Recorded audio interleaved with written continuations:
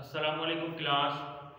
In the name of Allah, who is the most beneficent and the most merciful. Today we will start the comprehension of chapter number 7, Sultan Ahmad Masjid.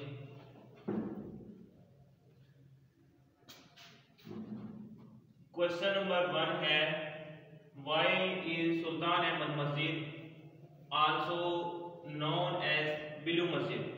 सुल्तान अहमद मस्जिद नीली मस्जिद के नाम से क्यों जानी जाती है?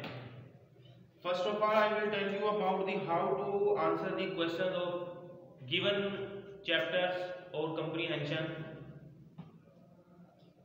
First point is that किसी भी क्वेश्चन का जब हम आंसर लिखते हैं तो क्वेश्चन में टेंस देखा जाता है कि वो कौन से टेंस में लिखा हुआ है। समटाइम ऐसे होता है जो इंग्लिश ग्रामर में कंप्रीहेंशन है उसमें क्वेश्चन में जो चंद वर्ड्स होते हैं कंप्रीहेंशन में से ही मैच कर रहे होते हैं। स्टूडेंट्स क्या करते हैं, उसमें पूरा सेंटेंस फुल स्टॉप से फुल स्टॉप तक उठाते हैं और आंसर में उसको कॉपी कर देते हैं। लेकिन कंप्रीहेंशन में टेंस और होता है, क्वेश्चन में टेंस और होता है, तो ग्रामेटिकली वो आंसर जो है वो रॉन्ग हो जाता है। तो हमने वहां से आइडियाज लेना होता है, उस आइडियाज को लेकर according to tense of the question उसको चेंज करना होता है, हमने तब क्वेश्चन लिखना होता है। तो ये कुछ आंसर हैं जो मैंने लिखे हुए हैं आपके सामने बोर्ड पर। तो यही गिवन क्वेश्चन में जो टेंस है उसके मुताबिक इसको फॉर्म में चेंज किया हुआ है। तो इस चीज का आप भी ख्याल रखिएगा। तो इसका आंसर है it is also known as the blue मस्जिद। ये नीली मस्जिद के नाम से भी जानी जाती है बिकॉज क्योंकि ऑफ द ब्लू टाइल्स, इसकी नीली टाइलें दैट एम्बेलिश इट्स इंटीरियर, इसके अंदरूनी हिस्से को एम्बेलिश डेकोरेट करती है। इंग्लिश मीन डेकोरेट करना, सजाना, क्योंकि इसकी नीली टाइलें इसके अंदरूनी हिस्से को सजाती हैं, इस वजह से इसको नीली मस्जिद कहा जाता है। इंटीरियर मीन इनसाइड, अंदरूनी हिस्सा। इसके बाद नेक्स्ट क्वेश्चन नंबर 2 है, हु वाज अपॉइंटेड, किसको मुंतखब किया गया था as the architect of the मस्जिद, मस्जिद का फन तामीर, मस्जिद का फन तामीर किसको मुंतखब किया गया था? इस क्वेश्चन का आंसर है the royal architect Syed Mehmed Agha. Syed Mehmed Agha को वाज अपॉइंटेड, मुंतखब किया गया था। द आर्किटेक्ट ऑफ मस्जिद, इस मस्जिद का फन तामीर सैयद महमद आगा जो कि रॉयल आर्किटेक्ट था, जो शाही बिल्डिंग वगैरह कंस्ट्रक्ट किया करता था, बिल्ड किया करता था, इसी को इस मस्जिद का आर्किटेक्ट भी मुंतखब किया गया था।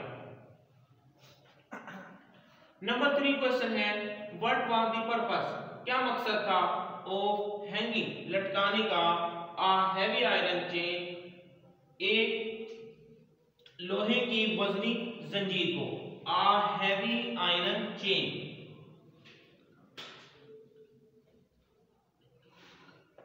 एक लोहे की वजनी जंजीर लटकाने का क्या मकसद था? At the entrance of the मस्जिद, मस्जिद की दहलीज पर या मस्जिद में दाखिले के वक्त दहलीज पर लोहे की वजनी जंजीर लटकाने का क्या मकसद था? द पर्पस वाज, मकसद था टू मेक द सुल्तान लोअर हिज हेड, कि सुल्तान अपना सर लोएस्ट सेकंड डिग्री है, लटकाने का मकसद था कि वो अपना सर झुकाए रखे, नीचे किए रखे, एवरी टाइम, हर वक्त, ही एंटर्ड द कोर्ट, जब भी वो कोर्ट में, दरबार में, अदालत में दाखिल हो। ही इट इंडिकेटेड, ये इशारा करता था ह्यूमिलिटी, उसकी आर्जी की तरफ, ऑफ द रूलर, हुक्मरान की, in the face of the divine, अल्लाह ताला के सामने, डिवाइन कहते हैं गॉड पावर को, अल्लाह ताला के सामने, अल्लाह ताला की तकवीयत के सामने अपनी आर्जी और इंकसारी को यकीनी बनाने के लिए वो अपनी आर्जी को यकीनी बनाई। The purpose was to make the Sultan lower his head every time he entered the court. इसका मकसद ये था कि जब वो कोर्ट में दरबार में दाखिल हो तो वो हर वक्त अपना सर झुकाए रखे। It indicated humility of the ruler in the face of the divine. ये अल्लाह ताला के सामने हुक्मरान की आर्जी यकीनी बनाने की तरफ इशारा है। नेक्स्ट इसके बाद क्वेश्चन नंबर 4 की तरफ आ जाए। क्वेश्चन नंबर 4 है, how does the interior of the मस्जिद लुक?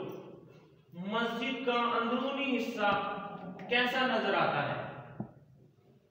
ये इंटीरियर मस्जिद डिस्क्राइब की गई है 2-3 पैराग्राफ में। क्वेश्चन का आंसर को लिखा हुआ है। नंबर 4 का आंसर है, the interior at the lower level is line, कतारें लगाई गई हैं with more than 20,000 handmade ceramic tiles.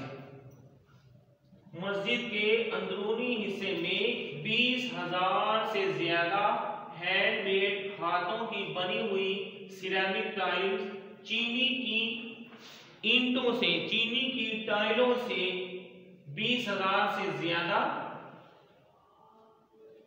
ईंटों से लाइनें लगाई गई हैं।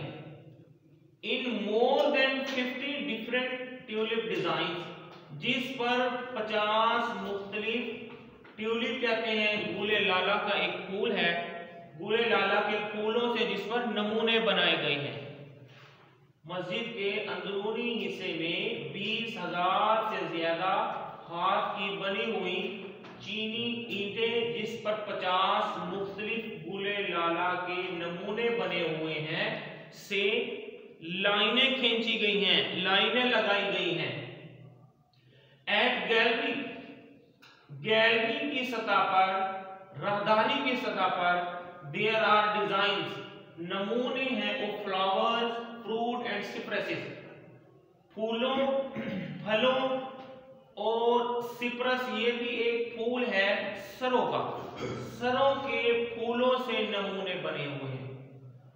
राहदारी की सतह पर फलों, फूलों और सरों के फूलों के सरों के नमूने बने हुए हैं। दी अपर लेवल, और ऊपर की सतह, इंटीरियर साइड की अपर लेवल, ऊपर की सतह इज एडॉर्न्ड, एडॉर्न्ड का मतलब डेकोरेटेड है, सजाया गया है, विद ब्लू पेंट, नीले रोगन से। ऊपर की सतह को नीले रोगन से सजाया गया है। 200 ग्लास विंडोज, 200 ग्लास विंडोज, 200 शीशे की खिड़कियां, एंड चैंडलियर्स, चैंडलियर्स कहते हैं फानूस को, इल्यूमिनेट इट, इल्यूमिनेट कहते हैं ब्राइट करना, रोशन करना, रोशन करता है, लिट अप। 200 शीशे की खिड़कियां और फानूस इसको मुनव्वर करता है। इट प्रोनाउन है जो कि इस मस्जिद के लिए यूज किया गया है, इंटीरियर लेवल की तरफ पॉइंट कर रहा है, इसको प्रोनाउन है। मोस्ट इंपोर्टेंट इज मेहराब, जो सबसे ज्यादा अहम है वो मेहराब है। फाइनली, उम्दा किस्म के कर्व विद मार्बल, ईंटों के साथ तराशा गया है। उम्दा किस्म की ईंटों के साथ तराशा गया एक बहुत ही अहम मेहराब है। ये इंटीरियर लेवल जो है उसका डिस्क्राइब किया गया है क्वेश्चन नंबर 4 में। Question number 5, why do you think, तुम्हारा क्या ख्याल है, मदरसा and hospice were part of the मस्जिद। मदरसा और होस्पाइस कहते हैं मुसाफिर खाना या सराय को कहा जाता है, वर पार्ट ऑफ द मस्जिद, मस्जिद का हिस्सा थे। तुम्हारा क्या ख्याल है कि मदरसा और सराय मस्जिद का हिस्सा थे, इस बारे में आपका क्या ख्याल है, why do you think. It was custom, ये रिवाज था। कस्टम कहते हैं ट्रेडिशन को, रस्म और रिवाज को।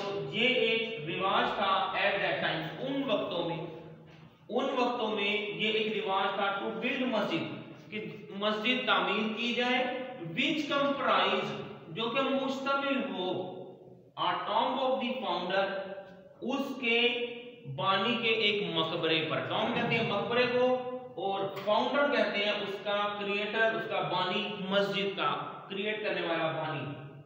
अ मदरसा, एक मदरसा, एंड अ हॉस्पिस, और एक मुसाफिरखाना। उस वक्त के उस दौर में ये रिवाज हुआ करता था कि जब एक मस्जिद तामीर हुआ करती थी तो उसके साथ एक उसके बानी का मकबरा, एक मदरसा और एक सराय जो है वो उस पर मुश्तमिल होती थी। So they were considered the part of the मस्जिद। इसी वजह से इसको उन मसाजिद का हिस्सा शुमार किया जाता था। लास्ट क्वेश्चन नंबर 6 है, हु कंस्ट्रक्टेड, किसने तामीर की मस्जिद सोफिया? मस्जिद सोफिया किसने तामीर की? बहुत इंपॉर्टेंट क्वेश्चन है और ये अक्सर और बेशतर पेपर्स में आता है। इन द बिगिनिंग, शुरू में, this building was constructed as a church. ये बिल्डिंग, ये इमारत तामीर की गई थी एज ए चर्च, एक चर्च के तौर पर। ये मस्जिद शुरू में एक चर्च के तौर पर कायम की गई थी बिटवीन 532 टू 37 इस ईयर्स के दरमियान, बाय द बाइजेंटियन एम्परर। बाइजेंटियन ये एक कंट्री नेम है, बाज़नतीन इसको उर्दू में बोलते हैं। उसके शहंशाह, उसके बादशाह ने ये तामीर करवाया था। इन 1453, 1453 में दी ऑटोमन तुर्क्स, जो उस्मानिया सल्तनत के जो तुर्किश लोग थे अंडर सुल्तान महमद सेकंड, सुल्तान महमद सेकंड की हुकूमत में, उन्होंने कंकर्ड कंस्टेंटिनोपल कहते हैं कुस्तुनतुनिया को, जो कि इसका पुराना नाम है। तुर्की को जब उन्होंने फतह कर लिया था, कुस्तुनतुनिया को जब इन्होंने फतह कर लिया था, तो सुल्तान महमद की उस वक्त हुकूमत थी सुल्तानिया हुकूमत, जो उस्मानिया सल्तनत, जो तुर्कियों पर जो सुल्तान महमद सेकंड ने हुकूमत की थी, जब उसने कुस्तुनतुनिया को फतह किया था, तो ही कन्वर्टेड द बिल्डिंग, उसने इसको तब्दील कर दिया था, इस बिल्डिंग को, इस मस्जिद की बिल्डिंग को, इनटू मस्जिद में, इसको मस्जिद में तब्दील कर दिया था। ही एडेड मेहराब, उसने इसमें मेहराब बनवाया, एंड 4 मिनारेट्स टू इट, और इसमें 4 मीनार बनवाए, जिससे वो लुक भी मस्जिद की आ गई और वहां पर अल्लाह की इबादत होने लगी, 5 वक्त नमाज अजान के साथ होने लगी, तो वो चर्च खत्म हो गया। तो इस वजह से इसको कहा जाता है कि सुल्तान महमद सेकंड ने जो है इस मस्जिद को कंस्ट्रक्ट किया था, तामीर किया था। Thank you very much.